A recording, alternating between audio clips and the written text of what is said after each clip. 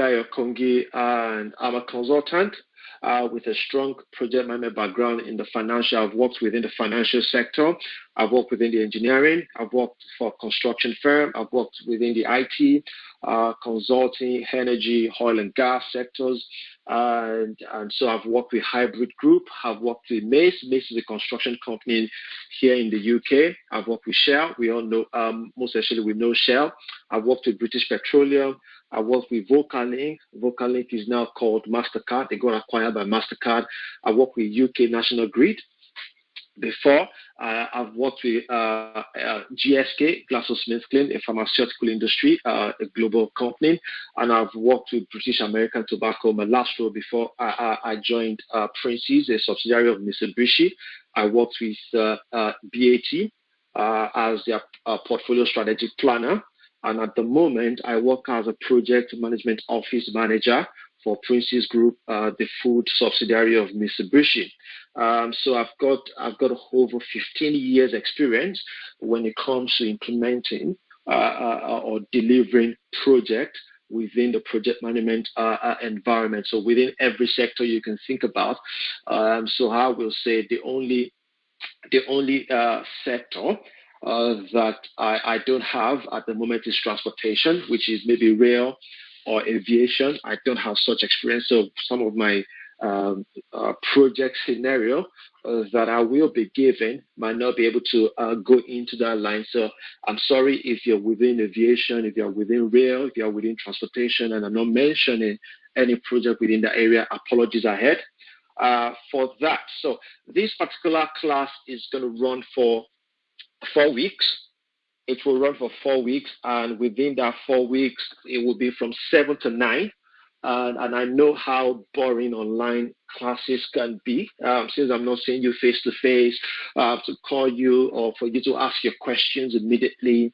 So that might sound boring. So I will try as much as possible to make this class engaging. I've been doing this for a while now, and it's been online, and I've been getting good feedback. And also, most of the feedback, I will enjoy your feedback immediately after each classes. The feedback is just for us to improve your learning for the next class, and also to improve how we deliver the class for the next class. So we are open to constructive criticism on how you think the class will benefit you the more. So please, we are open to that. You can always send a mail, and if you're on the Telegram chat, you can always give your review or your feedback on that Telegram graph. We are all open for improvement. And that's one of the things we will be talking about today, really about continual improvement. So we will be talking about that. And also, before we go ahead also, please, while I'm talking, you don't have to wait till the end of the class before you ask your questions. You can always ask your questions along the line. And if I see them in the chat, so you can always type your question if you have questions or question. I will always pick them up and explain as we go ahead. And that way that will make the class more interactive. With that, and I will be the one to take you through the 4 classes. But in one of those classes, I might be having a co-trainer joining me to take you through some of the training. Be like because today is the first class, so I might be releasing us early. Let's say maybe it's all depend on how the flow of the class is. So I'm quite. I enjoy teaching, I enjoy lecturing. So the way the class might go, we might end up, but I'm promising you all that I won't keep you beyond 9 o'clock. I will definitely end the class by 9, and we can go, we can continue from where we stop next class. So that is that about the ground rules as well as myself. All right. What exactly are we going to be talking about today? Today being the first class, we will be talking about what exactly is project. We will be talking about what is project management. We will be talking about PMI framework and also Prince2 methodology. I'll be talking about those two as we move around, as we go along the class. Definitely, I will also be talking about the relevance of project management training and the guidance to you. So what are the things we're providing for you concerning this? And I can see Yomi asking already that is there an internship opportunity for project management? I will be talking about this as we move through the class. How lucrative is project management? How lucrative is project management wherever you are in the world, whether in the UK, whether you're in Nigeria, whether you're in Canada, whether you're in Australia, whether you're in the US? And as I'm aware that a lot of people are logging in from all over the world to this particular class. And also, we'll be talking about the relevance of certification and experience for you to actually get into this industry, or for you to improve your skills within this industry. Then from there, I'll take questions and answers. Okay, any question before we go ahead? I'll give you 2 minutes to ask any question based on what I've said so far. I think in the absence of that, so let's talk about project management. I'm sure a lot of you are new to project management. Well, thank you very much, Ada. A lot of you are new to project management, while some of you are already within the project management industry. This particular training is relevant for you, and all you want to do is you want to get into project management industry. How do I get into the project management sector? How do I get into the project management industry? I will be sharing my story, how I got into this 15, 16 years ago, and also how I think you can get into this as well. So for project management, there are two recognized industry, or there are two recognized institutes when it comes to project management. There is the one we call the Project Management Institute, and there is what we call the Prince2. So let me give a background to this. For PMI, and I'll be saying PMI for Project Management Institute. PMI happens to be the first official project management regulatory body, or awarding body, to put it that way, that started Hub Project Management, and they are based in the US. And some of you will agree with me that whatever the US is doing, UK also want to do something similar. So that was what brought about Prince2, and Prince2 was done by the Office of the Government of Commerce of United Kingdom, to say, you know what, we love the process from PMI. We love how PMI are structured their own framework. We love their processes, but that doesn't fit into how we want to manage our project within UK or Europe. So for some of you, if you're in the US, you will notice that 99% of the time, what you'll be hearing is PMI. And under PMI, we have PMP, we have CAPM. That is what you will be hearing almost every time.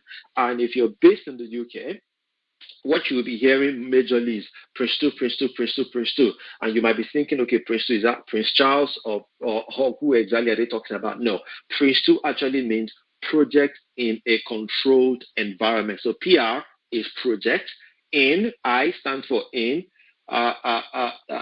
IN stands for in, C stands for control, while the E stands for environment. Now, why are they calling it Prince2? Because the first one that came out happens to be Prince1. So it was reviewed, and that's how we got into Prince2. For PMI, you will be hearing me talking about PMBOK. Instead of me saying PMI, I'll be talking about PMBOK later on. So PMBOK is what we call the Project Management Body of Knowledge, which is more like a Bible.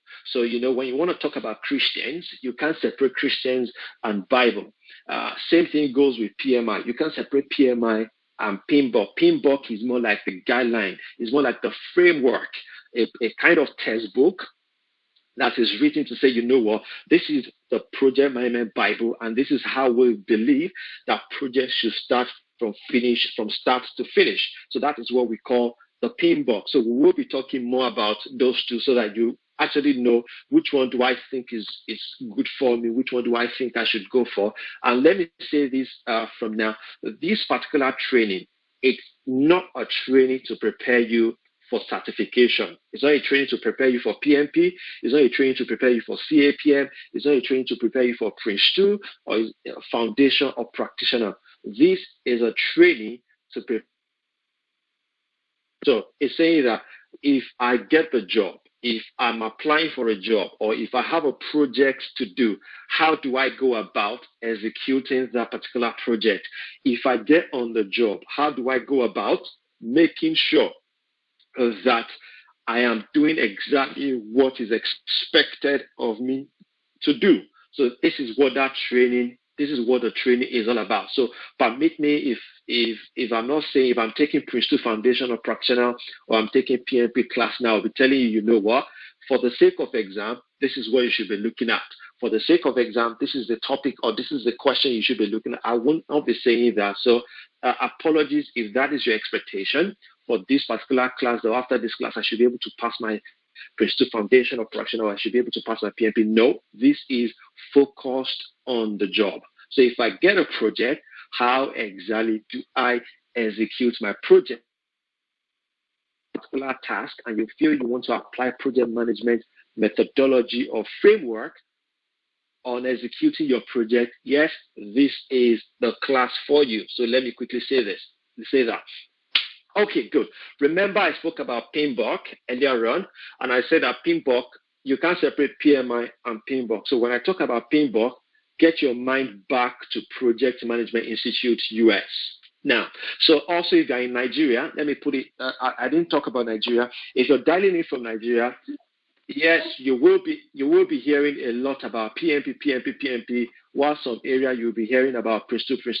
So it's in Nigeria, it's actually a mixture of both. You have in Nigeria different industry or different companies with different methodology or different framework or different certification acceptability. So like some of the companies, okay, yes, T is saying IPMA. Yes, IPMA is there, but IPMA is not as recognized as these two guys were talking about PMI as well as Prince 2. So that's why I'm not bothering myself about IPMA. Like I said, I've been within the industry for 16 years now, and I've worked, as you can see, I've worked in close like 8 different organizations, and I can assure you that out of that 8, none has used any other methodology apart from Prince 2 and apart from PMI framework. So when I'm talking, and if you look at IPMA as well, IPMA, and there's another one in the UK,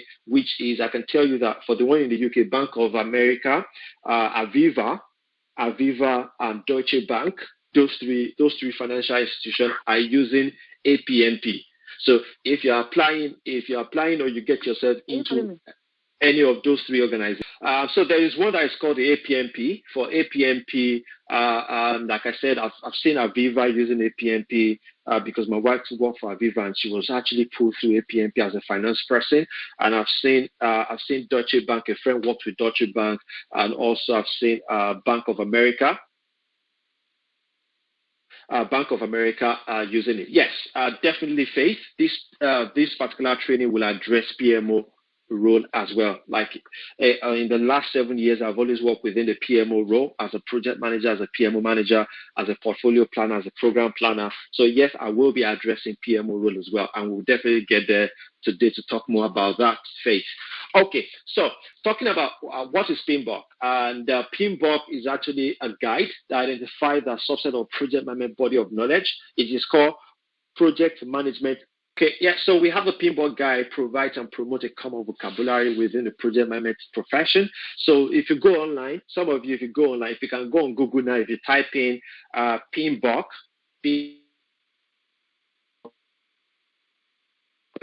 you should be able to download the PMBOK really on Google if you are able to do that. So PMBOK at the moment is on 6th edition. So you might see the 5th edition, you might see the 4th edition, you might see the 3rd edition. At the moment, they are on 6th edition. So because project management is a kind of evolving environment, is a kind of evolving sector. So we believe that within 5 years, something must have changed within project management industry. So that is why every 5 years, PMBOK is being reviewed. So the 7th edition is coming out. 2nd edition was supposed to be launched a few days ago on the 1st of July, but because of coronavirus, they've moved that to December. So 6th edition will still be in use until December, when they will be bringing out the next one. Okay, good. So next to that is, let's talk about Prince 2. I spoke about Prince 2 earlier on, that Prince 2 means project in controlled environment. Prince 2 also has got a book, has got a guide call it the Prince2 Guide, is a book that describes a method for approaching, managing, and closing our project. So this also describes how you can start a project and how you can finish a project. Prince2 tells you what should be done and why it should be done, but does not say how it should be done. So that is a difference between what Prince2 is. We have Prince2 tells you what should be done and why it should be done, but won't tell you how it should be done. So that is a difference between PMBOK and this one. Now, PMBOK will tell you, you know what, and I didn't mention this. If you look at the last point here, Prince2 establishes guidelines for project management processes, tools, and techniques. So PMBOK is so much concerned about techniques. And I'll give you a typical technique of PMBOK. PMBOK is saying, you know what? We need to go from point A to point B. Or one, we need to travel within this COVID-19 series. We need to go from the house to the church. Now, going from house to church, or going from house to your mosque, going from house to your pub, now that they've opened pub across the world. Now, for that, you're saying, you know what? There are a lot of risk involved, because I don't even know who has got this COVID-19. That's a project. For me, it will be a project for me to go from here to go and do my shopping. It's a project for me that I always think about, to say, you know what? We've been on lockdown for close to 4 months now. I'm going to get shopping. I'm going shopping for the house. It's a project. I need to plan it. And I need to look at, okay, what are the risks involved? If I go to Asda, I think a lot of people are always in Asda. If I go to Sainsbury, not a lot of people go to Sainsbury. If I go to Grand Square, not a lot of people will go to Grand Square. Okay, what if I go to Spa? Not a lot of people will go to Spa. Okay, what if I go to Lidl? Okay, I say, okay, you know what? Let me go to Waitrose. Not a lot of people go to Waitrose. So I just say, okay, Waitrose is a place. So what have I done? What I've done so far is I've done what I call a risk assessment. Now, in my doing of risk assessment, what I've done also is to do a kind of risk identification. I've done so far is I've said, okay, I've done my risk assessment, and I said, what have I done with my risk assessment? I've tried to do risk identification by listing out few places and things that might go wrong. So that is all about. So PMBOK will tell you that, you know what, to do your risk identification, you need a kind of cause and effect diagram. You need a kind of documentation review. You need a kind of lessons learned. What has happened in the past? People that went to Waitrose, what happened to them in the past? So that is what PMBOK will tell you, your tools, the techniques in which you need to do you need to carry out the project management processes. So PMBOK will always tell you that. Meanwhile, Prince2 is not interested in the tools and techniques. Prince2 will just tell you that this needs to be done. You need to go to Waitrose. Why do I need to go to Waitrose? You need to go to Waitrose because you need to do shopping, but you need to be careful, because there are risks involved in leaving your house to go do shopping where there are a lot of people when there is COVID-19. Okay, so how do I assess the risk? Prince2 will not tell you the how. Meanwhile, PMBOK will tell you, okay, you can use it. It will suggest, Prince2 will suggest, PMBOK will suggest ways, tools for you in order for you to do that. All right, does that make any sense now? Okay, good. So let's go ahead. So Prince2 is structured management methodology. So Prince2 is very structured. And for some of you that are in project management environment already, you will notice that when we talk about Prince2, what we're talking about is document. Prince2 will tell you that, okay, you get your mandate, you get your project mandate. When you get your project mandate, that starts the project. Before you know it, you have to get your business case outline. So you get your business case outline, you start your lessons learned documentation, you go into the next process. Under the next process, you start doing your PID. That is Prince2 for you. We will still talk about everything I'm talking about, and I'm just trying to paraphrase at the moment. So that is what Prince2 is well structured. Meanwhile, PMBOK is not well structured. And so PMBOK flow. PMBOK, like I said earlier, this is how PMBOK flows. PMBOK says you need an input. Okay, you know what? We need to identify risk, or we need to cook. Okay, let me put it this way: we need to cook rice. Let's do. I think rice is the general. It's a general consensus that we can all relate to. Almost everybody can cook rice, and there's no jollof. There's no jollof war now because I've got people of different ethnic and countries on there. So we're just cooking. We're cooking rice. So when I say we're cooking rice, first of all, we need to understand that before we can cook rice, we need some things which will be a kind of input. We now need how to cook the rice, tools and techniques that we need to cook it, and then we now come out with the cooked rice. So that is the way PMBOK flows. PMBOK will tell you that you need this. Why you need this? You need this particular set of tools and techniques to support those things you need in order for you to get the desired result. Okay, all right, good.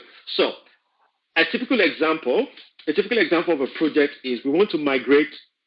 Let's assume, so apologies to my friends and apologies to people that are logging on, that are not logging on from the UK. Let's assume the London Borough of Bexley.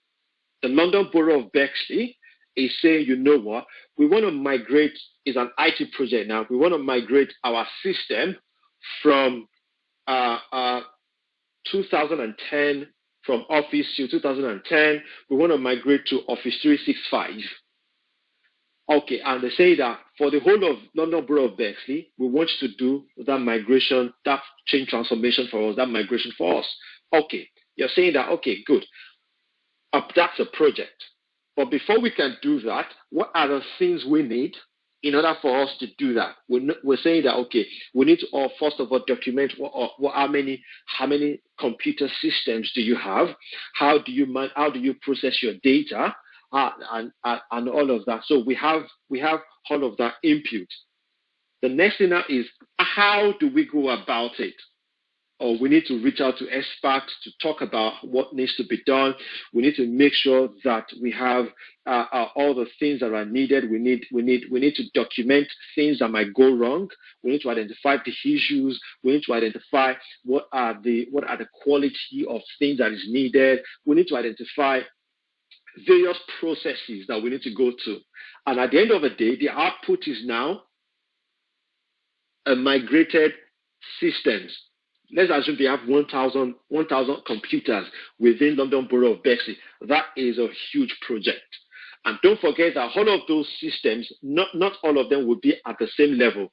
Some might still be in 2010, while some are still in 2003. So these are everything that you need to consider whenever you're doing the project. So for Beatrice, yes, we will still dive into real project. All I'm doing at the moment is just a summary so that you understand the knowledge behind PMBOK as well as Prince2. We will still pick up a project and we'll walk through the project. So you can see the way PMBOK is flowing. PMBOK flows from input, tools and techniques, and outputs.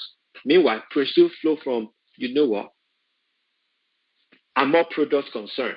Prince2 is more product concerned. And when we look at the definition of Prince2, you will see that Prince2 will always talk about product, product, product, product.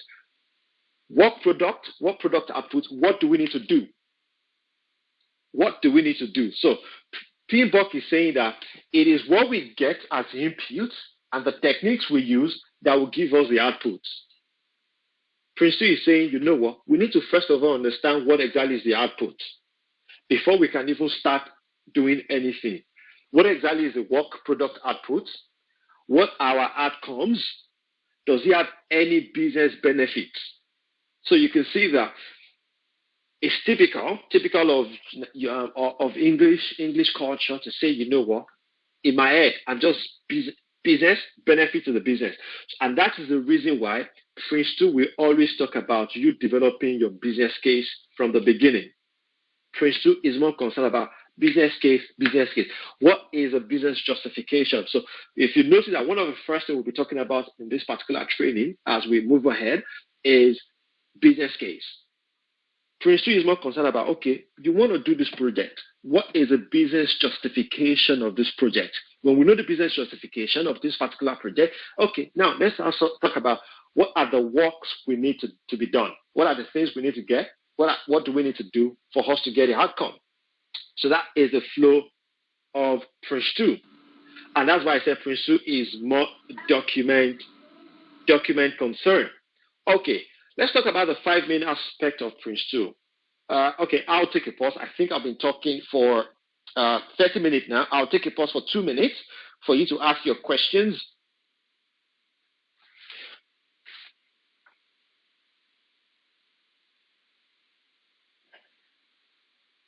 All right, thank you, Yomi.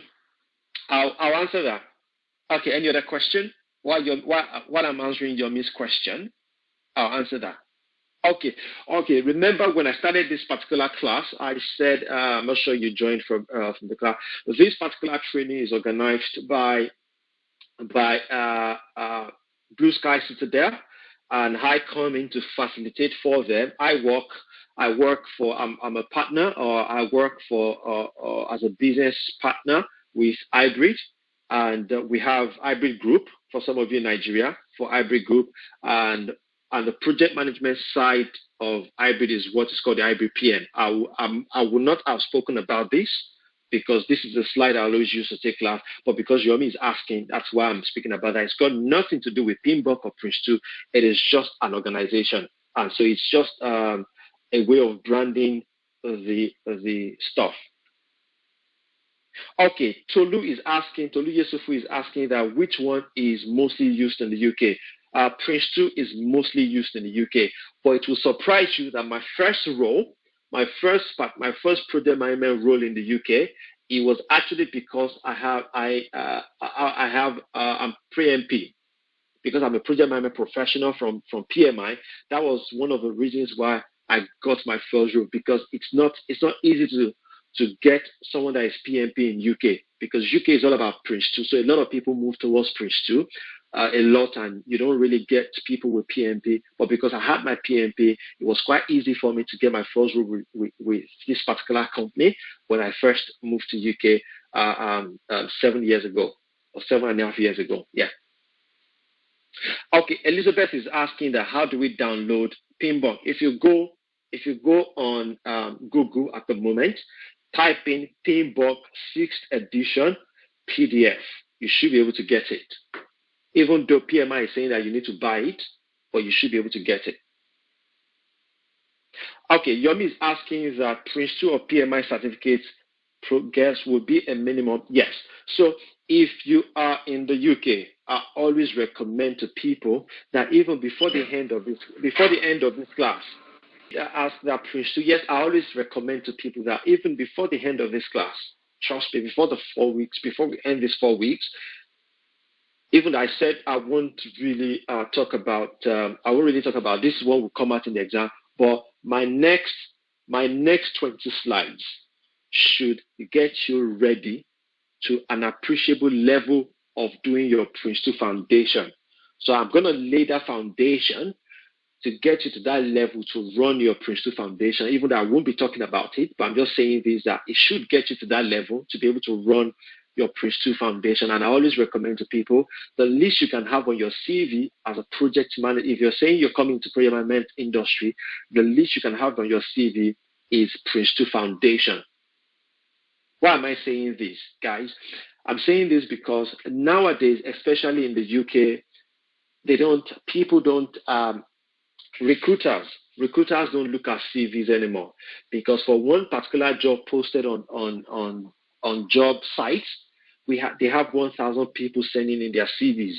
No recruiter will go through 1,000 CVs to choose your CV. All they do is they always take the CVs through a software, an AI software, to look for buzzwords. And one of the buzzwords they will look for you coming into project management is Prince 2. Prince 2 foundation, Prince 2 practitioner. So if your CV is not if you don't have that on your CV and your CV is not picking that up, you're out of the system already. If you're in Canada, if you're in Nigeria, if you're in US, I will definitely recommend PMP for you as a start, because they are well recognized in Nigeria as well as Canada, as well as US. PMP as a minimum for you to have on your CV, basically, because they recognize they recognize PMP a lot in those countries. Knowing fully well, I worked in Nigeria for some years as well before moving to UK. Okay, so thank you. That's the question. Any other question? That's it for now. All right, good. So we can move ahead. Let's talk about Prince 2 now. Let's quickly talk about Prince 2. Any support with question and answer, bank and dump. Unfortunately, there is no dump for Prince 2 or bank, question and answer, bank or dump for Prince 2 Foundation. It happens to be one of the easiest exams you can think about. Foundation exam, but when we're talking about practitioner, yes, practitioner is on another level. And like I said, for practitioner, I always recommend to people that, try and go through the training because there's a technique.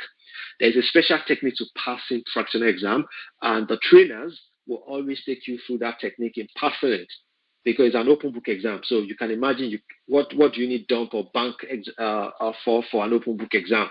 It is what you know, and you can open your books to actually answer the question. But meanwhile, for the foundation, there are loads of questions on the internet, loads of sample questions on the internet, and they always repeat some of their questions. They are all over the internet. And even if you go to APMG website, that's the ACELOS, they are administering Prince 2 exam. They have sample questions on their website that you can pick, and they always look so similar. You can, if you try that and you can get your 40/70 or your 35/70 in those, you can be sure that you are good to go for the exam. Okay, so now we're diving into project management now. We're diving into project management a lot now, so I want you to be attentive. Like I said, it's the first class, so it might sound a little boring.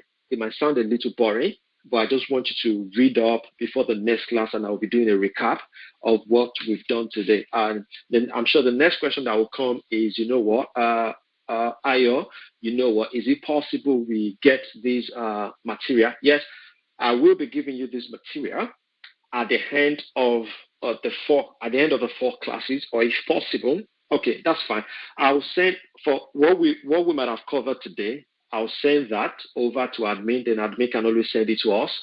I'll try as much as possible. I'm not promising, but I can tell you that the combined slides will be ready at the end of the class for you. Not at the end of today's class, at the end of the whole training for you. All right. So for project management, we are always very concerned about these 6 variables. For every project we are managing, these are the key 6 variables that we always want to keep our eyes on, that we can't afford to drop the ball on any of these 6 variables. The first one is cost. You will agree with me that whenever you have a project, cost is critical. Cost is very, very critical, and every project has got what we call a cost constraint. Cost constraint in the sense that the moment it is a project, they will tell you, like our project is migration of 1,000 systems. Okay, let's call it laptops, because most people don't actually use desktop anymore, they use laptops. 1,000 laptops for London Borough of Bexley. We want to migrate their laptop from Office 2010, Microsoft 2010 Office suite, to Office 365. And with that, they will tell you, London Borough of Bexley will tell you that, Ayo, as a project manager, inside the mandate, all we have for this project is £100,000. That is all we can afford for this project. That is what we are budgeting for this project. That is what this project is all about, £100,000. So we have the cost. And as a project manager, your job is to manage that particular project to make sure that you're not exceeding the £100,000 given to you. Don't forget, this is after you might have done your business case and you are sure that, yes, you've done your calculation, you've done your estimation, you've done your budgeting, and you are sure that, yes, £100,000 can actually execute this project. And we all agree, we get everybody on the board and we say, well, you know what? Yes, we've done it. £100,000 will deliver this project based on our planning. And we all agree and we baseline this. The moment we baseline that, you can't afford to go beyond that costing anymore. If you're going to go over that cost, we'll talk about that later, and that's when we'll be talking about the change control system. Okay, next to that, the next thing as a project manager you want to keep your eyes on is what is called the time scale. For the time scale, no project, and we'll be talking about the definition of project very soon. Every project must have a start and a finish date. No matter how large the project is, the project must have a start and a finish date. Whether it is a week project or is a 2-year project. So if it's a project, you have to ask that, okay, when is the finish date of this project?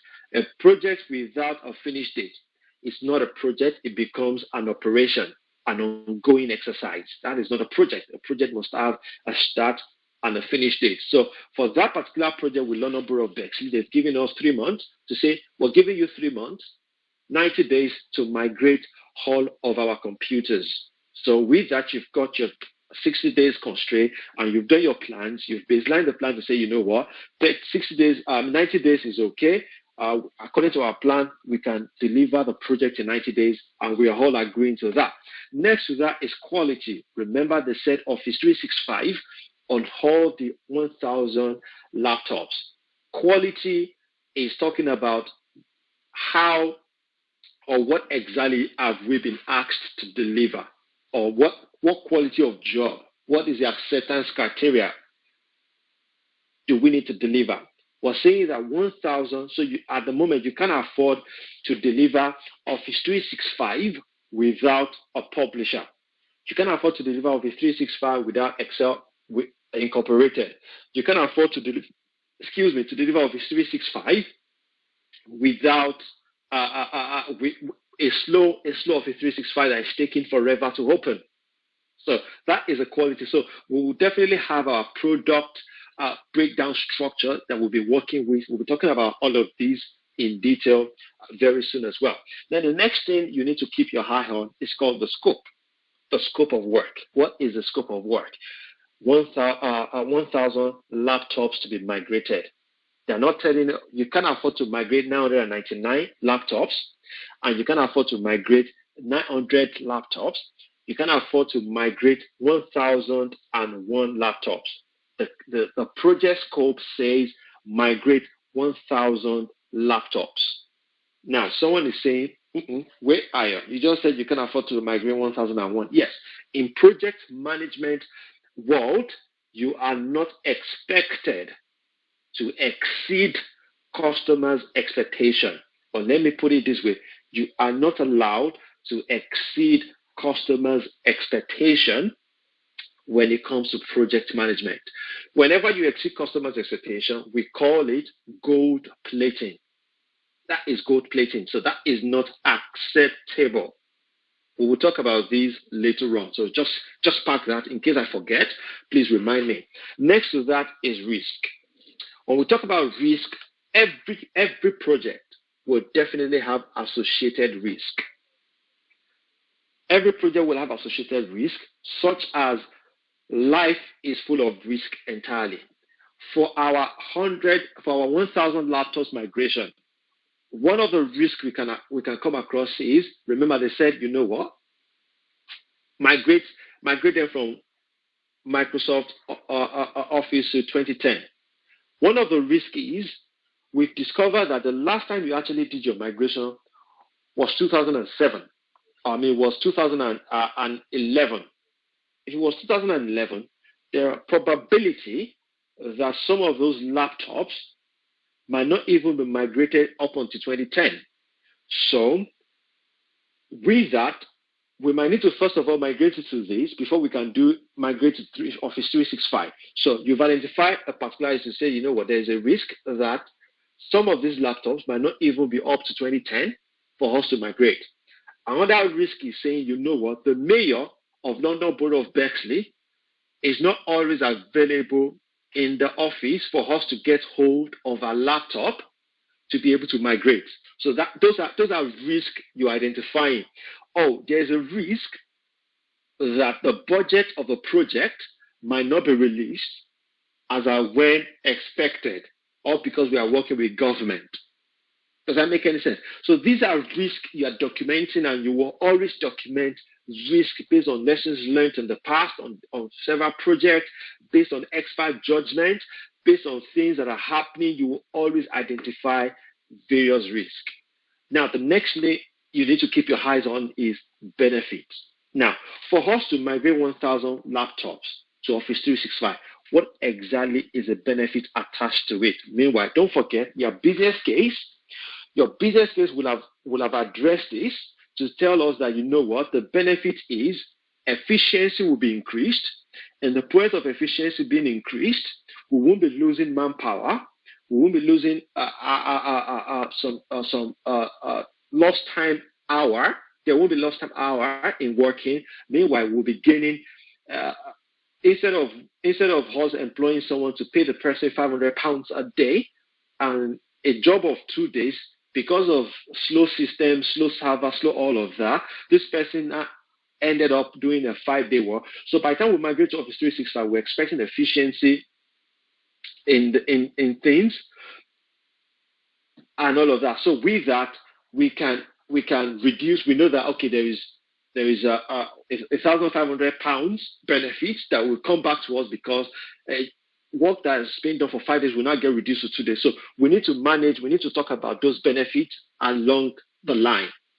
All right. So we need to make sure that we're not keeping our eyes off the benefit. We're keeping our eyes on the benefit and all that. Okay. So what are the characteristics of a project? Characteristics of a project, and this is the same. This is the same for PMBOK as well. This is just characteristics of a project as it is a project. So when I get to PMBOK, I will not be stressing. I will not be wasting a lot of time talking about this again because I've spoken about majority of that. So a project is bound to change. Okay, so a project can come about changing along the line. So meaning we're not in a kind of environment where we say, you know what, the project is cast in stone. Nothing can happen to this project. If I ask you to deliver, let's take what is happening at the moment. For example, COVID-19 happened in March all over the world, or since December in China, all over the world. Just imagine someone, Falakemi and I will talk about that budget. I'll talk about that later on. And while I'm talking about change, I'll talk about that.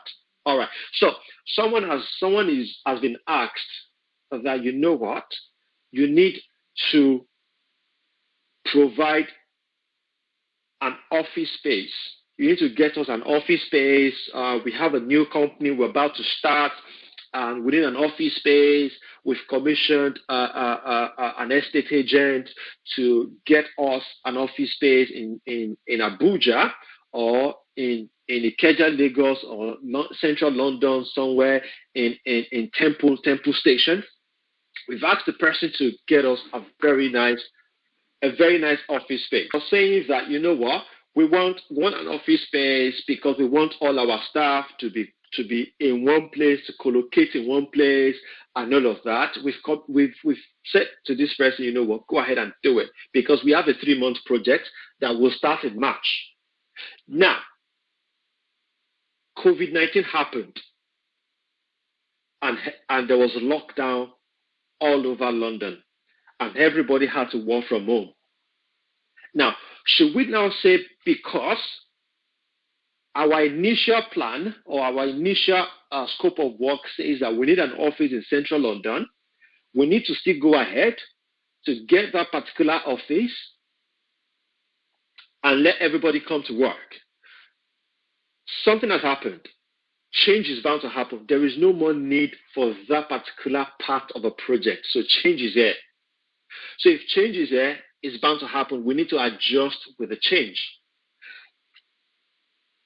So another thing about change is, like what Falakemi is asking now, after doing our project, we discovered that, you know what, the £100,000 London Borough of Bexley budgeted for this particular project will not be enough based on our plans. Our plan is saying that we need £120,000 to do this particular project. The moment you have that, you have to go through what we call the change control system. You have to go to the project board or to your steering committee to say, you know what, based on our findings, based on our new estimation, based on our new budget, this is what the new budget is saying, £120,000. So it is now left for the change control board. It is not there for the change control board to say, you know what, Mr. Project Manager, Mr. Olayinka, you know what? Yes, based on that, because of the criticality of this particular project, because we did a mistake in our first estimate, we now realize that things are changing. It's the £100,000 is not going to migrate these particular systems anymore, because we discovered that some of the systems are not even up to 2010, because we first of all need to migrate them to 2010 before we can migrate them to Office 365. Okay, yes, the new budget is now approved. So you can see now that particular change has gone through a change control process first. So change is allowed. The only change that is not allowed, which we call scope creep, is a change you execute without getting approval. So in project management, we frown at you making changes without approval. And it will shock you that within project, as you are a project manager, there are people that are called change manager. A change manager's job is to come on a project, just like a project manager, to make sure that we're not just making changes. We're not just picking up changes from the air and just executing changes. The job of a change manager is to come on the project and make sure that we identify the changes or change. We take the change through a rigorous process to understand that, okay, do we need this change? If we don't make this change, what will be the impact? Okay, if we make this change, what is going to be the benefit? Okay, how much is going to cost us to make this change? So later on, in our third week, we will still be picking up change management, change control, and we'll be talking more about change control. And I'll be showing you some tools you can use to manage your change. Does that make any sense? Okay, I can see a question here. Permit me to quickly read the question. It says change should be anticipated and the project should be flexible enough to adapt, I guess. Yes, at DBC, you're very correct. And this is the reason why IT projects at the moment are going via the Scrum or the Agile way. So I'll still talk about these as we proceed. Project is meant to be flexible. Change is meant to come and all that. But there is something we call the traditional waterfall in the IT environment. So traditional waterfall in the IT environment is saying that you need to complete A before you move to B. After you've done with B, you go to C. After you've done with C, you go to D. After you've done with D, you go to E. Then after you've done with a project, we can now see, okay, is that a product that the sponsor have asked you to do? You can imagine after we've completed A, B, C, D, E, is that when we're going to the project sponsor? What if the sponsor says, you know what, your task A is actually wrong? The moment task A is wrong, that shows that from A to E, everything is wrong entirely. So that is what the traditional project or waterfall is saying. And this is why Scrum is coming now. Scrum is saying, you know what, we are incorporating change. We are flexible to change within our project management structure. Meaning, what we are doing is we will do this little bit of what we do A. We will call you to come and check A. Are you okay? Are you fine with A? Do you need any change to be added to A? If your response is a no, then we move to B. If your response is a yes, we try to redo A to make sure that you accept A before we can move to B. So that is where the Scrum is. That's where the Agile environment is at the moment. I'm sure there's another training on Agile. If you're interested in having a good understanding about Agile project management, you can apply for that. Okay. Next to that is Olayinka is saying that in architecture, architects always try to exceed expectation. Is it a bad thing, as you had already said? It's gold plating. Well, I'll tell you, it is so. Book-wise, if touch wood on book, we call it gold plating. It is not, but we know that in the business world, you want to impress. So, as a project management professional, I'm not going to I'm not going to come out to say, you know what, don't go plating, exceed your customer's expectation. No, as a project management professional, we're saying that exceeding customer's expectation is not allowed. And the risk is just simple. Let's assume we did our budget. We baseline the budget, and we say, you know what, London Borough of Bexley, £100,000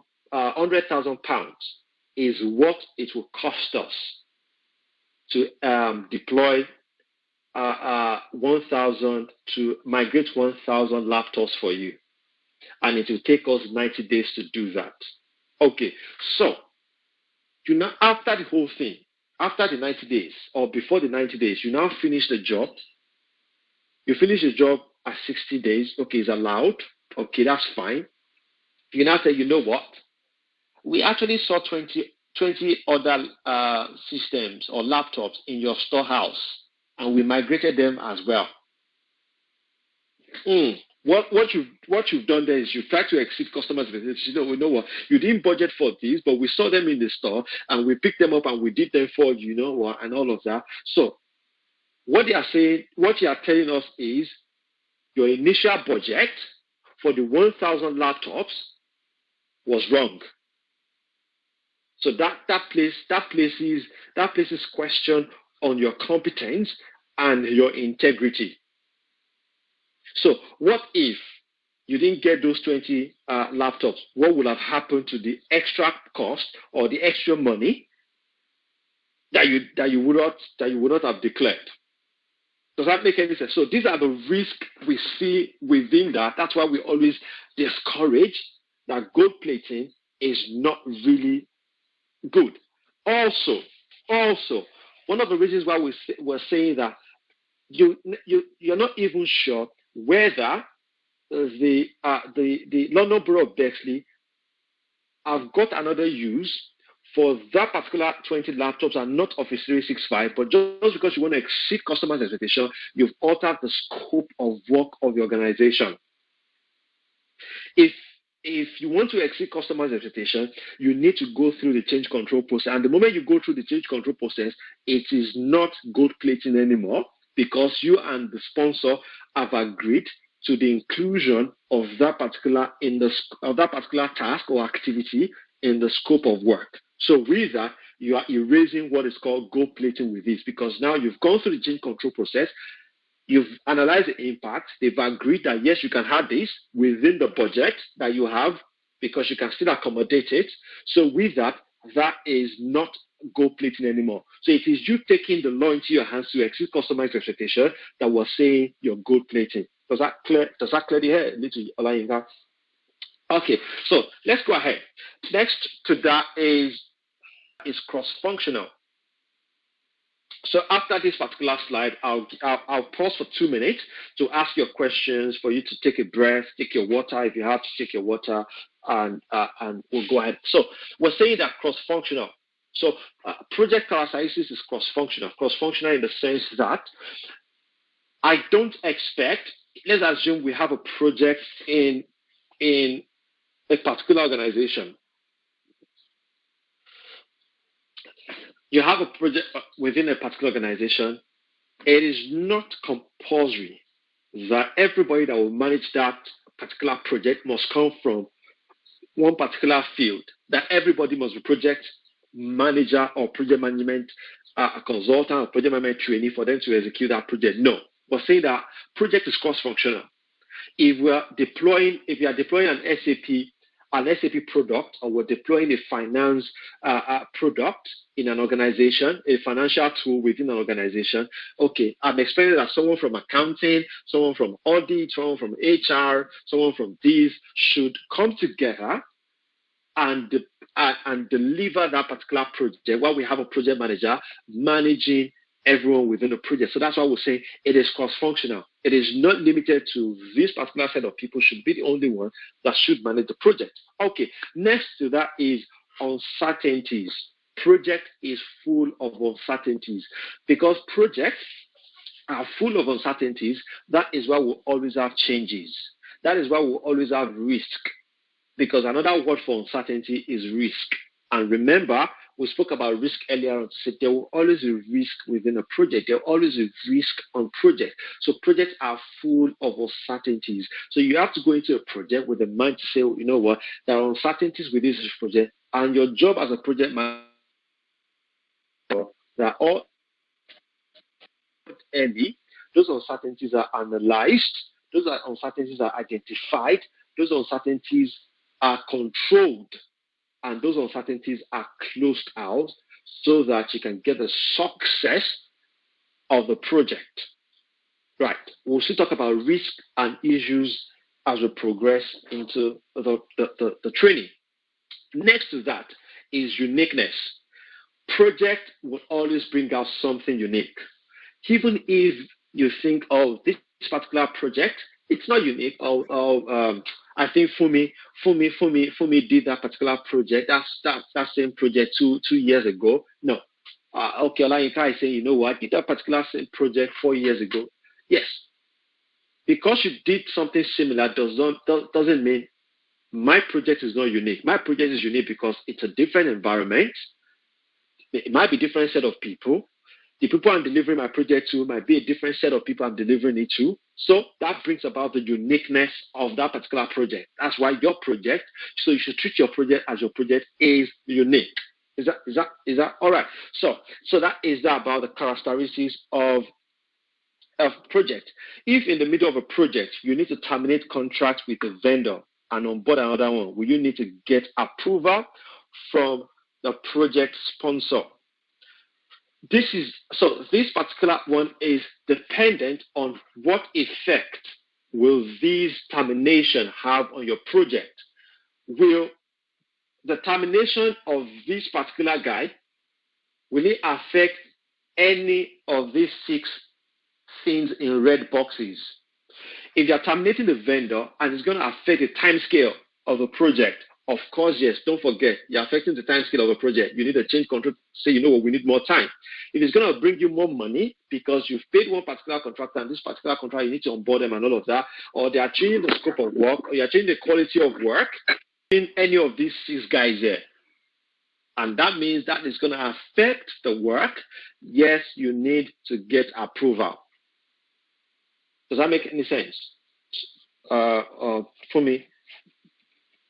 Okay, so that is asking in phase gate review in project lifecycle similar to Scrum that you mentioned. No, it is different. I'm sorry, did I say no? Yes, it's different.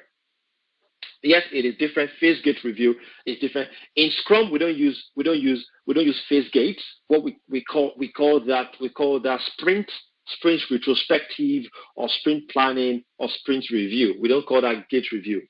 Okay, so I might touch on Scrum a little, but there's a class on Scrum entirely for you to go through that. Okay, do we have what is called change control board? Yes. So for every project must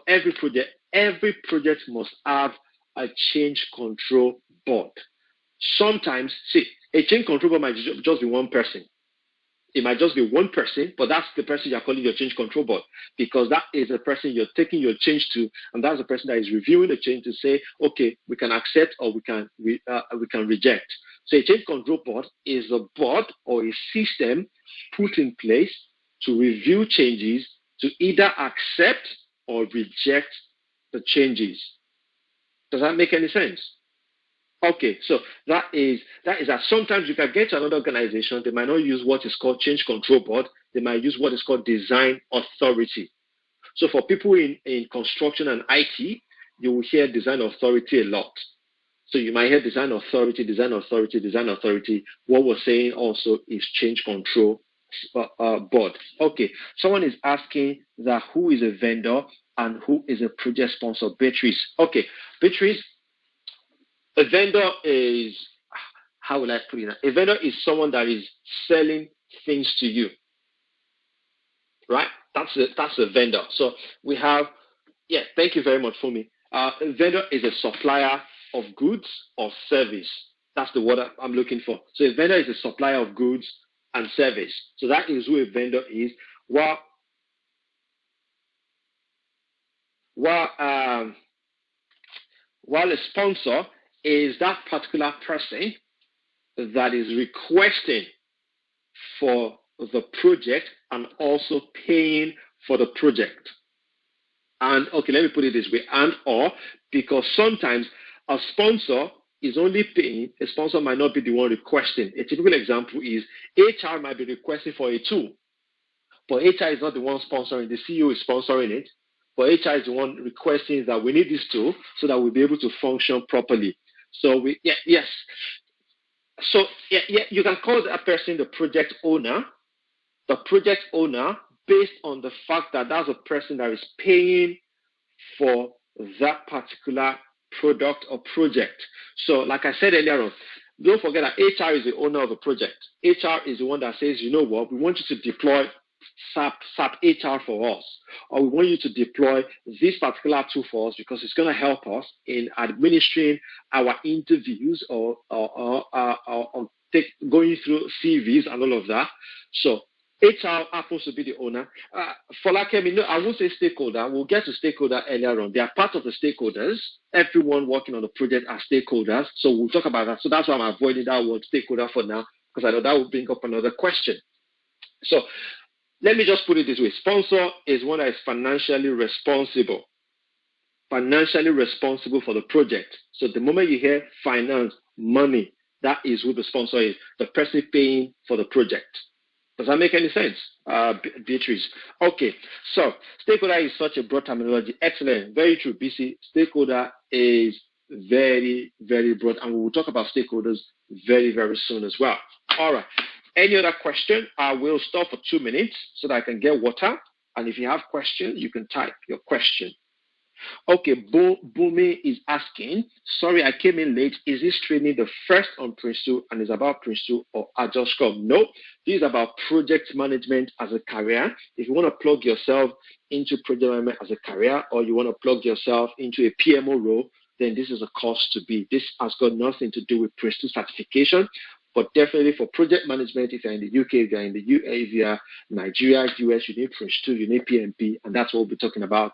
So what we've been talking about since is actually Prince2, and we'll be moving the next hour or the last 15 minutes, or no, today is all about Prince2. The first 30 minutes of next class is PMP.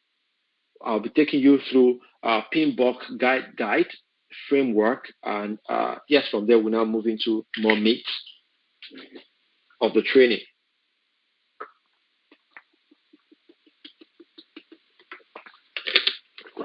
Okay, any other question?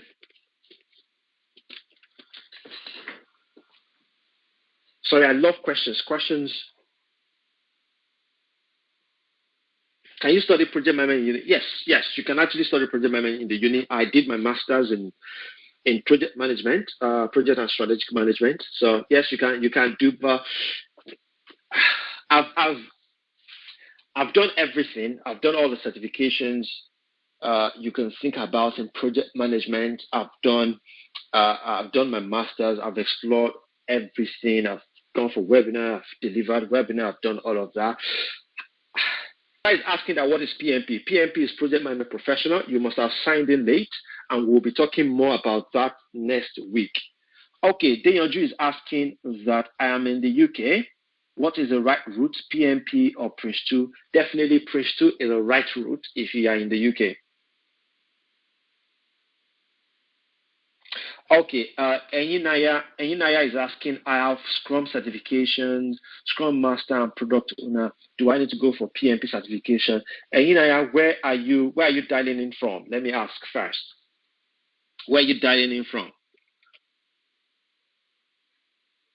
Oh, from UK. So yes, I will, because Enyinaya, because the acceptance for Scrum, as well as being a product owner, is not really great at the moment. And I'm saying this with all sincerity, because I've worked within an IT project before, and I will explain this to you also. So I will still expect for you to have that edge, for you to have the upper hand. If you can still do that Prince2 foundation, just for you to have the understanding, so that when you get in there, they understand that yes, even see some of these recruiters that are recruiting for some of these organizations, they don't even know what Scrum or Agile Olayinka, PMP, straight up. PMP is what you need for construction management in Nigeria. Okay? I think someone asked a question that I missed.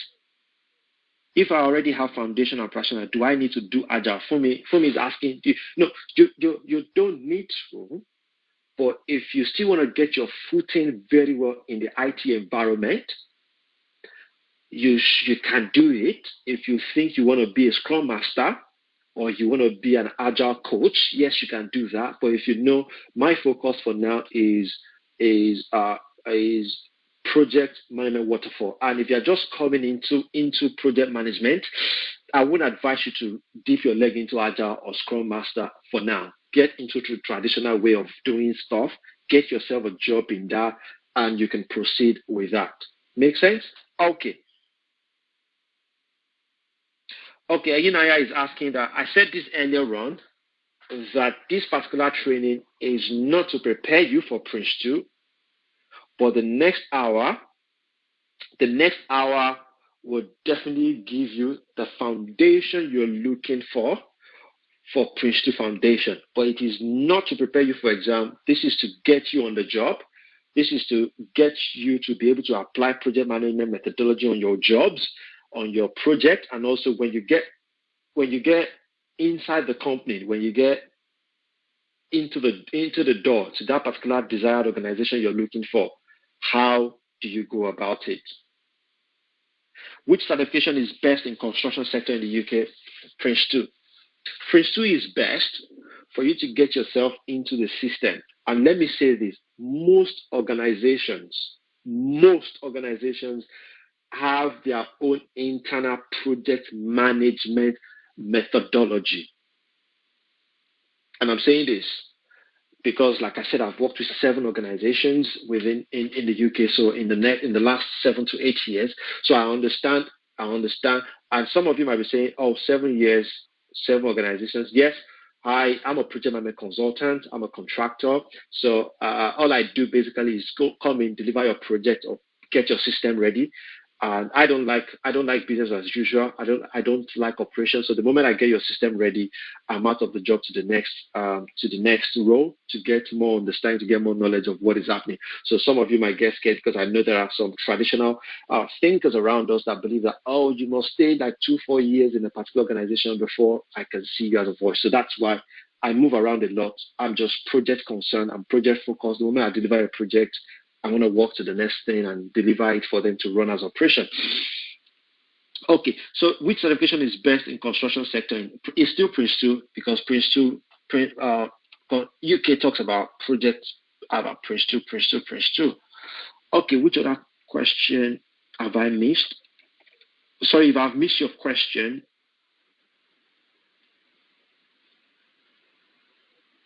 Okay, Beatrice is asking, in that case, can this training make headway for us? Yes, that's why this training is there for you. Okay, excellent. So we can proceed.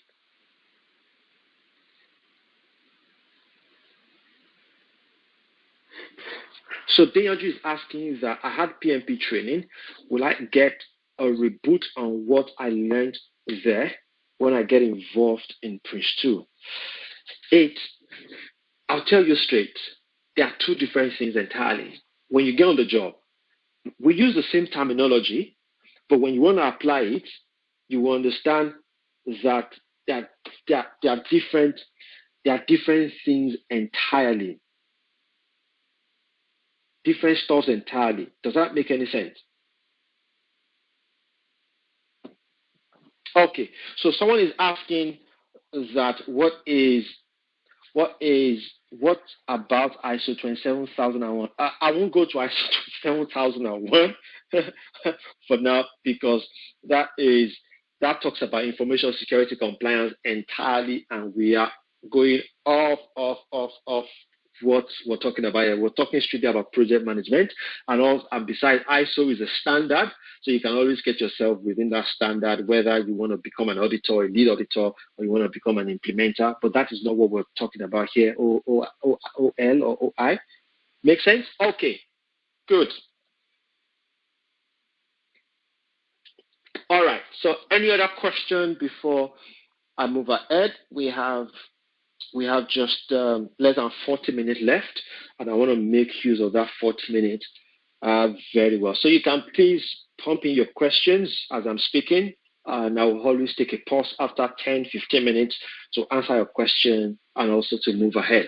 So let's talk about Prince2 and PMBOK, the definition between Prince2 and PMBOK. So Prince2 says a project is a temporary organization that is created for the purpose of delivering one or more business products according to an agreed business case. Remember, I said it. Don't forget that we said work product, outcome, and benefit. That is what Prince2 is more concerned about. So, and that's what you can see here. PC is saying, well, you know what? Yes, a prayer is a temporary organization that is created. What we're saying is, you know what? We've created this because there's a change within the organization. And that change is about to bring this business product, and that business product is in line with an agreed business case. We've developed a business case, and inside our business, we're saying that this is the viability, this is the possibility, this is the visibility of this particular project, and this is how much this particular project is bringing. This is the benefit of this particular project. This is what this particular project will give the industry at the end of the day. And yes, that's why we want to go ahead with it. That is what Prince2 is talking about. So if you see that, Prince2 is more concerned about business product. Business product. So with this, you have specified product and you have management product. We will talk about this later on. While PMBOK is so simple, you can see PMBOK so simple. PMBOK says a temporary endeavor undertaking to create a unique product, service, and result. So if you pick up these two definitions are not different from what we say, what we have here. Remember, I say it's a temporary endeavor. It's providing you unique stuff, undertaking to give us something very uncertainty, and also because it's a project, the change is bound to happen. So you can see that there's unique product, service, or result. Undertaking to, so a project must have a start time and a finish time, no matter how long the project is. So far, there is a finish time to that. So let me just give you two scenarios. There's two scenarios. The first one is saying that, you know what, Ayo or Deyanju or Fumi, there's a project. And the project is we need to test everyone in the city of Kubwa. Kubwa is one of the outskirts in Nigeria, Abuja. We need to test everyone in Kubwa for COVID-19. And the population of Kubwa is 1.2 million. And we need to test everybody in Kubwa, the 1.2 million people, we need to test them in the next 2 weeks. And the cost and the amount they are giving us to test them is 25 million naira to be able to test the 1.2 million people for the next 2 weeks. Now, if you look at that particular project, there are a few things we can pick out from that particular project. We have the scope. The scope is Kubwa, 1.2 million people. The cost has been given to us as 25 million naira, and the time has been given to us as 2 weeks. Does that make any sense? So we can see that the three main characteristics of a project are present within that particular project. They've given us another work to say, you know what? We need to make sure that the whole population of Nigeria, the 200 million people in Nigeria, are tested, and we can to see that they all have the COVID-19 antibody in them in the next 7 years. And the cost for that is 50 billion naira to do that. Now, this particular project, even though the project is a 7-year long, or this particular work is 7 year long, it is still a project. So it doesn't matter how short it is, so far there is a start and a finish, and there are those characteristics attached to it it becomes a project. But the moment they are saying that, you know what, we want to make sure that everyone is tested in Nigeria, and the cost of that work is 50 million. Okay. The question now is, when exactly do we need to test everybody by? And we're saying, you know what, we don't have an end date. We just want to make sure that we test everybody. So that, to me, that is not a project. That is not a project, because that does not have an end date. A project must always have an end date. Does that make any sense to us? Okay. So let's continue. Let's now talk about project. We're developing a business case to triggering, agreeing, or actual project not to be termed as a project on its own, given this is also always time boxed. Yes. So according to Prince 2 sees business case as a mini project on its own. Meanwhile, Pinball doesn't see that. Pinball is like, okay, you can be developing your business case. When the business case is ready, that shows that we are ready to start up the project. Meanwhile, business case is saying, you know what, because of the benefit of this project, so there are some projects that the benefits are now. I give you a typical example. Sometimes when I was in uni, I did my first degree in Nigeria, somewhere in Ogbomoso, Lautech, in Nigeria, or your state, and there was eclipse of the moon was supposed to happen, I think in the early 2000, thereabout. Eclipse of the moon was supposed to happen, and a particular man. Eclipse of the moon was supposed to happen on a Monday morning. So they said it was going to happen around 11:30, 12. So the eclipse of the moon it's going to go dark. Meanwhile, the sun is still as bright as you can think about it, because the moon will be covering the sun. So what's supposed to happen, and we're supposed to experience darkness for just few seconds, and then the moon will move away from the sun. And because you're not allowed to look at this particular eclipse of the moon with your bare eyes, with your naked eyes, you need to use a kind of UV kind of glasses. So a man had already budgeted. So in my school, we had the open field. On the open field, that's when they said all of us should come and look at that particular eclipse of the moon. So the man had targeted that, you know what, they said 12 o'clock is when this eclipse of the moon will appear. And he had already agreed that, you know what, few minutes to that's when he will come to the field to come and sell his glasses to everybody at the rate of 100 naira per one, so that people can buy and use it to look at the eclipse of the moon. So his plan was to get there at 11, since the eclipse of the moon was supposed to be 12 o'clock. But unfortunately for him, eclipse of the moon happened at 10:30.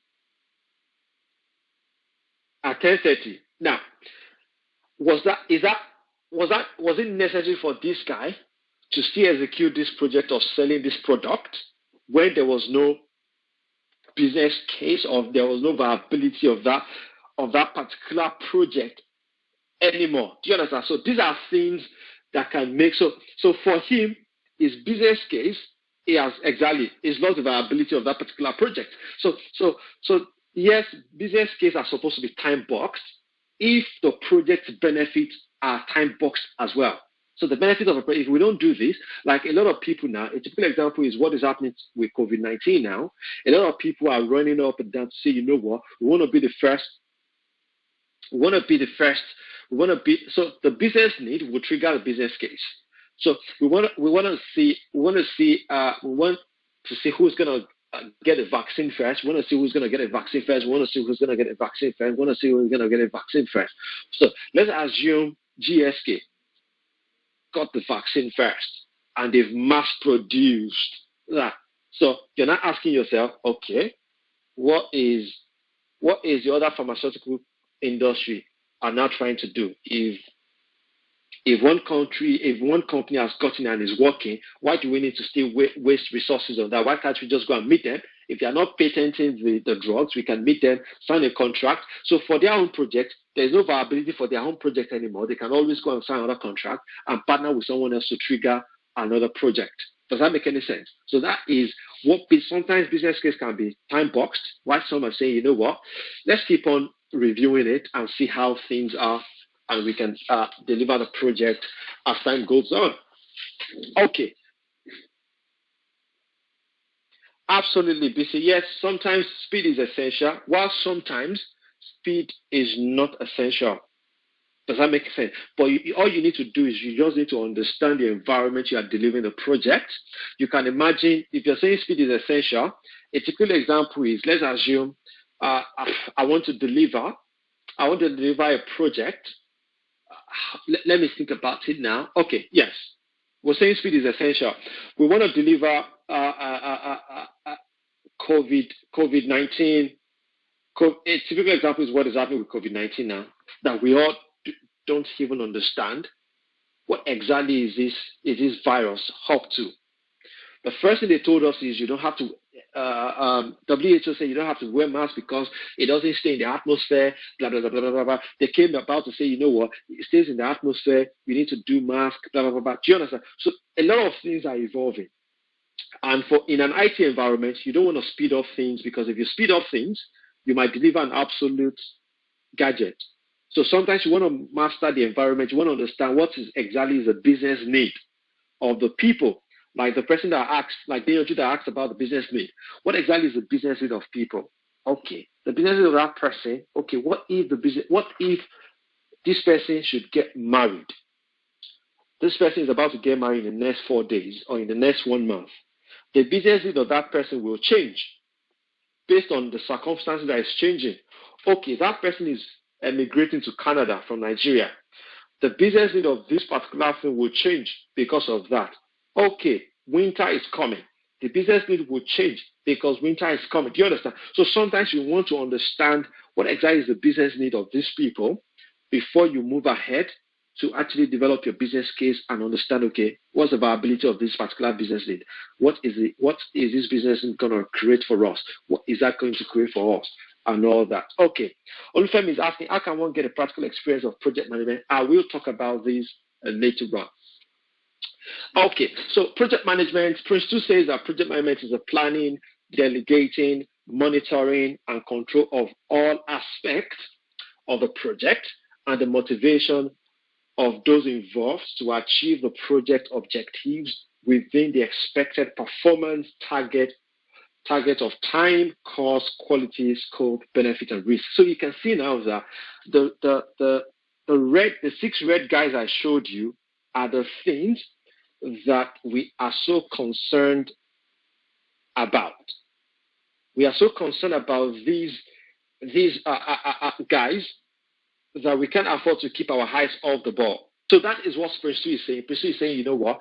Project management is planning, delegating, monitoring, and also controlling of all aspects of a project. So your planning skills must be up here. You must be able to delegate by not killing yourself with all the work. You must be able to monitor and control of all aspects of the project. And also the motivation of those involved. You must be a leader. You must be a manager as well to be able to motivate the people to achieve the project objectives within the expected performance target of time, cost, quality, scope, benefit, and risk. You can see that while PMBOK makes it so easy, PMBOK say, you know what? Let's keep it short. It's the application of knowledge, skills, tools, and techniques to project activities to meet the project requirements. So they are saying it's the application of knowledge, tools and techniques, skills, project activities to meet the project requirement. So what exactly are we talking about when we say knowledge? So PMBOK has got 10 knowledge areas that we'll be talking about next week for you to understand what they meant by this application of knowledge, to say, you know what, you need to apply these 10 things. These 10 things, you need to apply them. You need to apply the skills you have. The skills you have is negotiating skills, managerial skills, leadership skills, and also the tools and techniques we'll be talking about. You need to be able to use your Excel spreadsheet. You need to understand how to use Workshop as a tool. You need to understand how to use Ishikawa diagram, cause and effect. You need to understand how to use your quality assurance, your quality control systems, in order to meet the project requirements. What are the project requirements? Your time, cost, quality, scope, benefit, and risk, so that you'll be able to manage them properly. Okay. Is someone asking a question? Okay. Good.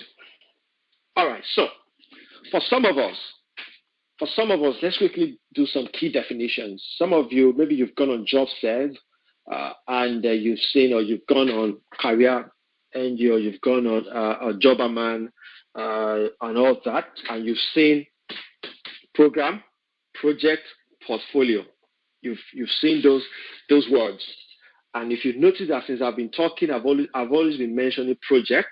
So from now on, I will not be mentioning project, portfolio, programs, because I'll define what project is, what program is, and what portfolio is now. Now, let's look at this guy here.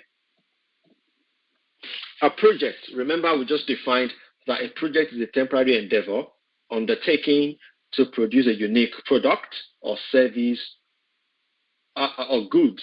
That's a project, meaning the project is that task you want to do, combination of different tasks that you've put together in order for you to achieve a desired product or a unique project or a unique service. Now, next to that is a program. A program is a combination of projects, and I will explain what that is for you. At the moment, I am on a project with an organization, and within that project, I've got a construction project that we need to deliver a warehouse. We need to deliver a warehouse and a car park that can take over 150 cars. Okay? Now, within that as well, I've got another project to deliver a production line that can produce 3 liter, 2 liter, 5 liter, 1 liter branded customer-owned brand cooking oil, from start to finish, from your mold, from creation of your mold to blowing of mold, to filling, to capping, to packaging, down to sale. That's another project within that. Now, I've got another project within that says, you know what, for the racking system within the production, within the finished good warehouse, we need a shuttle racking, an automated racking system into that. That's another project. Now, there is another project that says, you know what, there's a tank farm where whenever this cooking oil is coming, whether vegetable oil, olive oil, black seed, and all that, whenever they're coming in, there's a tank farm that stores all of these, and that is a massive project because you have to build a tank farm, you have to build a tank and all of that. So I've got, at the moment, I have 7 projects.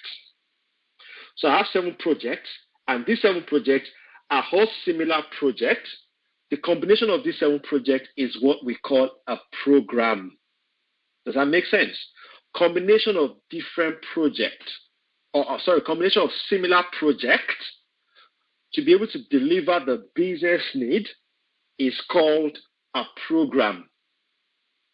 Okay, so you can see how that translates. So for some of us, you will be hearing project, and while sometimes you'll be hearing program. So by the time you hear program, just say that it's 2 projects or more. By the time you hear project, that's just project. Now, let's go to the bigger guy. The bigger guy there is portfolio. And I will explain portfolio. My last role with British American Tobacco was a portfolio planner, where I had to plan different portfolios or different programs as well as projects. So with that particular portfolio, we had compliance. We had a whole program on compliance.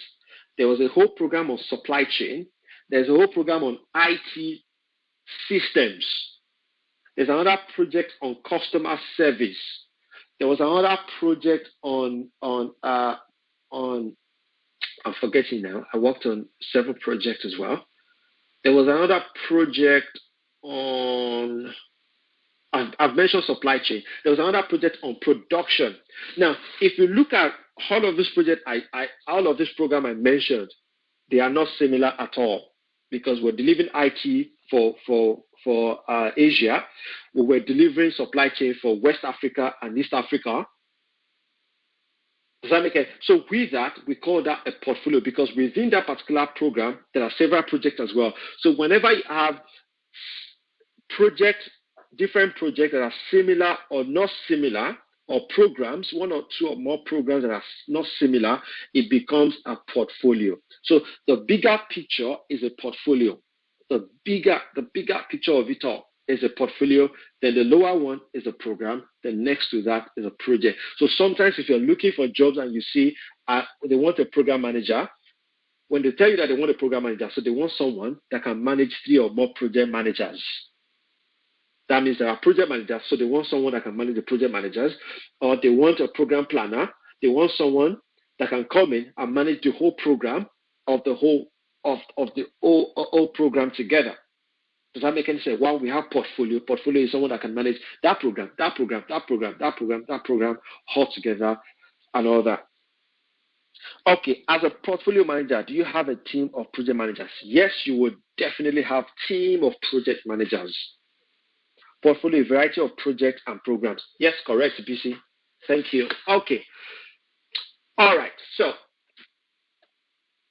I wish I can take this next week. Okay, I'll just mention this.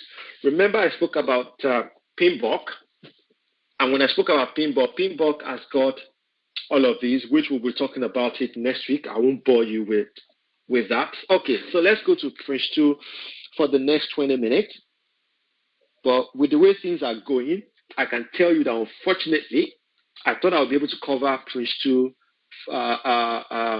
Introduction to Prince 2 Foundation today, but I think I've been talking too much. Would having Prince 2 Foundation get you a program manager role? No, sir. Even practitioner will not get you. Practitioner without prior experience will not get you a program manager's role. Program manager's role, you need a vital experience. I'll tell you that they pay. So for people in Nigeria, apologies for this, or people in the US. So in the UK, they pay program managers a whole lot of money. They pay them close like 900 to 1,000 pounds a day, and their salary starts from 110,000 pounds per annum. So for you to know that program manager, it's not just like project. They need someone that has got the big visibility, that can see things from top there, that will be able to manage project managers, that will be able to perform a proper stakeholder management or stakeholders engagement properly. So that is what they need for a program manager. Like I said, it's nothing that is too big, but you must understand a project management system from start to finish. Does that make any sense? And Prince 2 has got a certification on that. It's called the MSP. You might have seen it before. It's called Managing Successful Program. It's called MSP. So that's a different certification entirely for program managers. It's called Managing Successful Program. While Project Management Institute has got PGMP. They call it Program Management Professional. So there's a different certification entirely for programs and for portfolio folks. Okay. So let's talk about Prince 2. Prince 2 has got three main aspects, or let me say three main aspects and one other aspect. And the other aspect is what we spoke about earlier on. And if you look at this, that's what we spoke about, the 6 variables involved that you need to manage properly. We spoke about the cost. We spoke about the time scales. We spoke about the scope, the quality, the risk, and the benefit. Does that make any sense? Okay, so now Prince 2 has now got the 7 codes. They have the 7 principles, 7 themes, and 7 processes. And that's exactly what I'll be talking about now. So the first one is they're saying that, you know what? The principles is okay.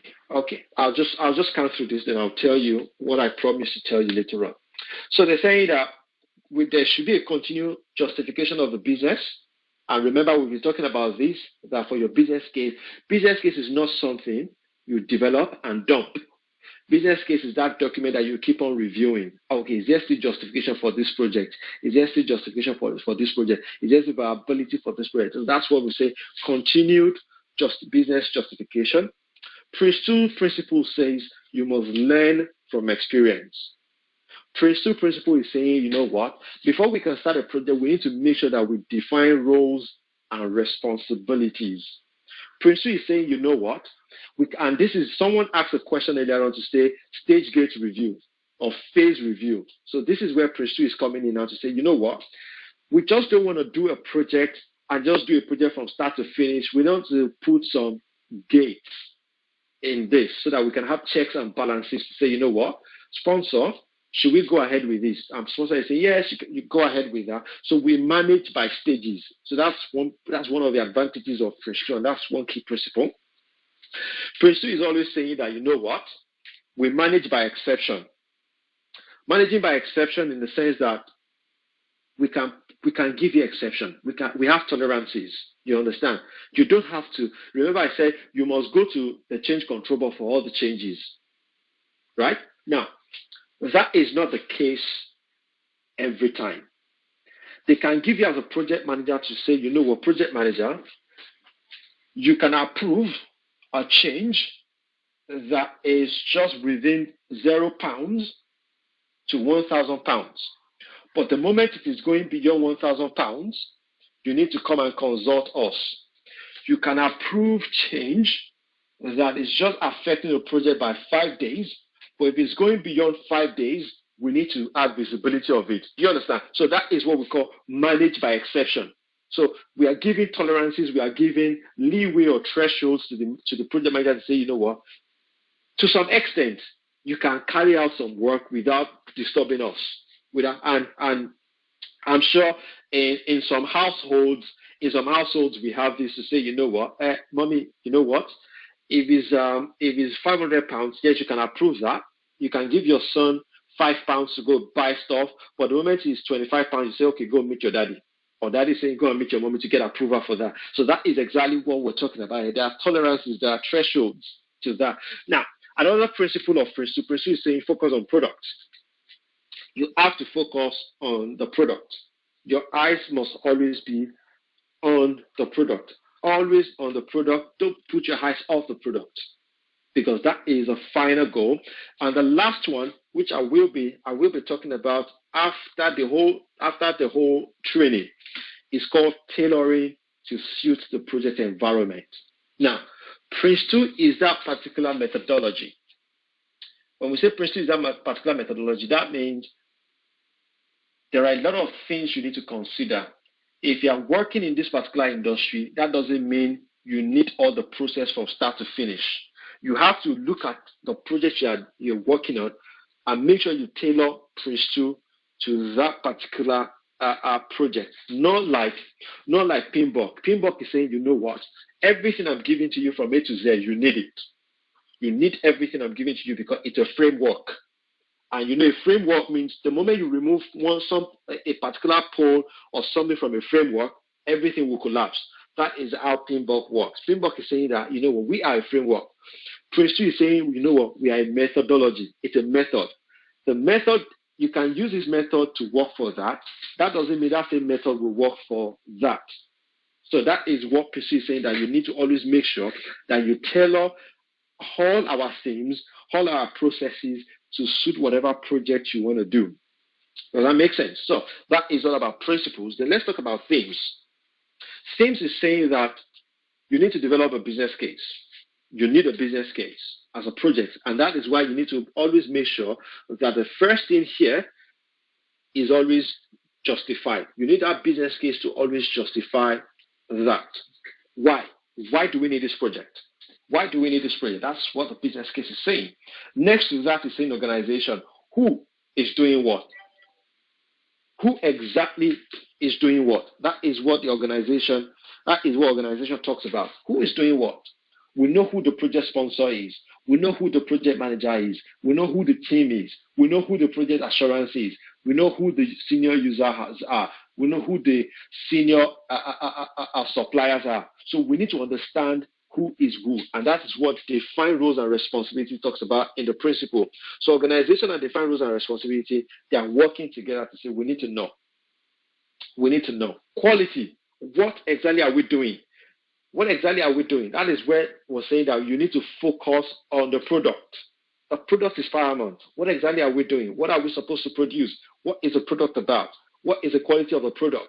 What have they asked us to produce? What will they be asking us to tender at the end of the day? That is that. The next one is saying plans. How, much, and when. And you will understand that for every project you're going into, you need to plan. So planning is very, very critical. You must plan what work you're doing.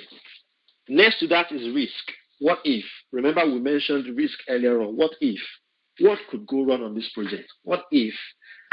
What if we have more than 1,000 laptops to migrate? What if one of those laptops has crashed? What if one of those laptops has got a lower RAM and can't take Office 365? What if? What if the mayor of LPB is not available? What if that particular person is on leave when we're supposed to do the migration and the laptop is not available? What if after migration the whole server crashes? What if? Do you understand? You're trying to paint different scenarios to understand what if, what could go wrong on your project. Change. What is the impact of this change? We've been talking about change since. Then progress. As your project is going on, you want to make sure. So risk are those things that have not yet happened. Yes, risk are those things that have not yet happened that we need to plan for. Correct for me. So progress. Progress, as the project progresses, you need to make sure you report. You need to make sure you benchmark what you're doing with what you plan to do. Remember, we have plans. We've planned to do stuff, and we need to always make sure we measure our progress. So that is what progress says. Where are we? Where are we going? Should we carry on? So progress will tell you, should we carry on? Is this project still viable? We're saying that we should have spent £50,000 at the end of 1 month. Have we spent that? Have we spent more than that? Are we spending more than is required? We ought to have migrated 500 laptops in 45 days. Okay. And this is day 70. We've only migrated 30. Oh, something is wrong somewhere. Do you understand? So that's what progress is all about. Okay, good. So yes, progress. So status update is you telling us where you are as regards progress. So progress is not only status update only, it's full of some other things we will talk about later. Thank you for me. Okay, so let's talk about the processes. So for processes, we have starting up a project, meaning a project is starting. We need to direct a project. I'll talk about all of these. We need to initiate, that will be next week, by God's grace. We need to initiate a project. We need to make sure that a project is being controlled so that things just don't go just like that without us controlling. Then we need to make sure that we are managing product delivery. As we're delivering, are we managing how products are being delivered? So we need to manage that as a process. And also remember, we have managed by stages in our principles. We need to make sure that we manage stage boundary. And at the end of the day, we need to make sure that we close out the project. Okay, I've mentioned all of this earlier on to say, what are the project management certifications? And the people have asked that question. What are the project management certifications you can go for? You can go for CAPM. You can go for PMP. If you don't have any project management experience at all, if you're in Nigeria, if you're in the US, you're in Canada, and you don't have any, or Australia, you don't have any project management experience before, you will be expected to go for CAPM. If you have 3 years experience after your first degree, you can go for PMP. Also, if you're in the UK or some part of Nigeria as well, you need Prince 2 Foundation and Practitioner. And there's another one that is called the BACS project. And I think they've changed that from BACS and they've changed it to BCS. I think it's now British Computer Society. Yes, very right, Richard. You're very correct. Timing is very, very essential. And that's why you're a project manager. You're there to manage the time, to manage the cost, and to manage the scope of work to be done. And the last one I told you earlier on that I said I've seen 3 organizations really using that. Other organizations using it, which I'm not privy to, but I know of 3 organizations that uses AP MP. Okay, so topics we'll be covering in this particular training. We've covered what is a project. We'll be covering constraints of project. We'll be covering successful and failed project. We've spoken about project management. Then we'll talk about project management life cycle. We've been talking about Prince 2 since morning. Then we will dive into stakeholders management. Someone asked about stakeholders earlier on. We will definitely talk about more about stakeholders management, because as a PMO person and as a project management person, they will always say that as a project manager, you don't have to be technically inclined. But while you're saying you don't have to be technically inclined, there is one single job you need to be good at, and that job is stakeholders management. You need to be able to manage your team very well, team of experts that definitely they know a lot of things with that particular tool or with that particular project, more than you do, but you need to be able to manage them well to make sure that you channel all of their skills and competencies to the success of the project. Okay, process mapping. We'll talk about process mapping, because as a PMO person or as a project manager, when you are able to map project using your Visio, you are always on top of the game. All right. We'll also be talking about cardiac. There is something I call cardiac. Even though when you go on JobServe or you see it, you see RAID. But I call it cardiac because it is more than RAID. And we'll be talking about constraints, assumption, risk, dependencies, decisions, issues, actions. And as a PMO person, as a project manager, these are your baby that you need to always manage on a project. Okay, we'll talk about change control process. Remember, I said this earlier on. I will take you through the process of managing change. I'll talk to you about project reporting as well. How do you report your project? What are the templates? What is the acceptable way of reporting project? And how do you go about that? Then we'll talk about project resource management as well. Then I'll talk to you about lessons learned management. We'll definitely talk about planning and scheduling. And on that planning and scheduling, if this training was a physical one-to-one training, or a physical training, classroom training, I will have taught you something about MS Project, just introduction to MS Project, a little. But unfortunately, since this is online, we will not be able to go into MS Project practical hands-on on MS Project. But I'll be talking you through what you need to understand about planning. Okay, document control. We'll be talking about document control, how you can control your document as a PMO person. This is very, very okay. Tools that I will expect you to learn as a project manager or as a PM, as a project management office person. These are tools I expect you to learn, which is Word, PowerPoint, Excel, SharePoint, MS Project, MS Visio, Outlook, and recently your Microsoft Teams. Okay, Yinka is asking that what's the difference between using Gantt chart and Microsoft Project? So Gantt chart is just a bar, all right? Gantt chart are just bars that appears on your plans. So when you see MS Project has got a list of tasks as well as the bars. Let me see, do you have MS Project? Okay, so if you look at this guy here, if you look at the first picture I have there, you see those purple bars you are seeing, or blue. Am I colorblind now? Whether purple or blue, I think it's purple. Those bars you're seeing that are purple are the Gantt chart. That is what is called Gantt charts. So MS Project is a combination of list of tasks as well as a Gantt chart as a tool. Smartsheet 2 is good, but I will tell you that within the IT environment or within project management environment, MS Project and Primavera are the two key things. For people in construction, Asta Power Project, people in construction in the UK, you must have heard about Asta Power Project before. Asta Power Project is what they use. All right, at the end of this class, these are the roles I expect you to be able to apply for or to be able to get on. You should be able to apply for a project analyst role, a project support analyst role, a project management office role, a project management support, of project office support, project management office administrator, project management office coordinator, project management office analyst, project management office planner, assistant project manager, and a project manager. So these are things I expect you. If you listen attentively, if you participate in this class as you're supposed to participate, if you come early, And if I give assignments, you're able to do it.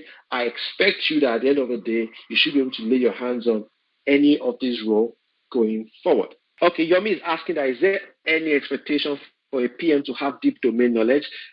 I would tell you no.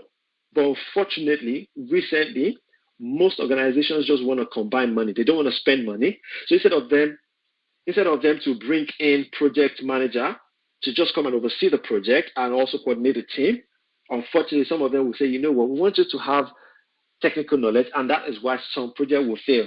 Because you're bringing in someone that has got technical knowledge that can manage a project, you're promoting a technical guy to become a project manager. Before you know it, it's diverting everything is going to the technicality of a project. It's not managing the risk again anymore. It's not planning anymore. It's not managing resources. It's not managing stakeholders anymore. It just want to deliver the project, and before you know it, there's a problem. Okay, someone is asking who can deputize for the project manager when he's not around. Yes, as a project management office person, you can actually deputize if you understand the process end to end of a project. The project manager can ask you to deputize. If an assistant project manager, the project manager can ask you to deputize. If you are okay, someone is asking that, can I show the roles again? Yeah. If you're a technical person on the job as well, and you have a little understanding of managing a project, yes, you can be handed over to. In terms of tool in the UK, is using PM.com more common than MS Project? It is. Nobody uses PM.com except for small organizations that can afford to deploy MS Project. They use PM.com. Okay, George is asking that, I hear people saying Prince 2. Yeah, Prince 2 is still very relevant, but I can tell you that in the next 10 years, when people move into agile environment, yes, it might not be, but that will be within the IT environment. For other projects, Prince 2 will still be relevant. Okay, how does a PM disagree with the project team? So that is where the stakeholders management comes in. That's where the skill of stakeholders management comes in, to say, you know what, there's no dispute, there's no fighting here. We are on a common goal, and the moment you start managing people, the moment you start talking with as a project manager, that is one of the skills, people management. So I don't expect dispute to occur that are unresolvable. There will always be dispute, there will always be conflict. And that is where your conflict management skill will come into play. And next week, I'll be telling you more about conflict management as well, what I've experienced with my program manager, how we've dealt with some team members who are not getting things done for us. Okay, good. Someone is asking that, what are the differences? See, I'll tell you, there's no difference between project analyst. There's no difference between project support analyst. There's no difference between PMO support. There's no difference between PMO analyst, PMO coordinator. They are all nomenclatures.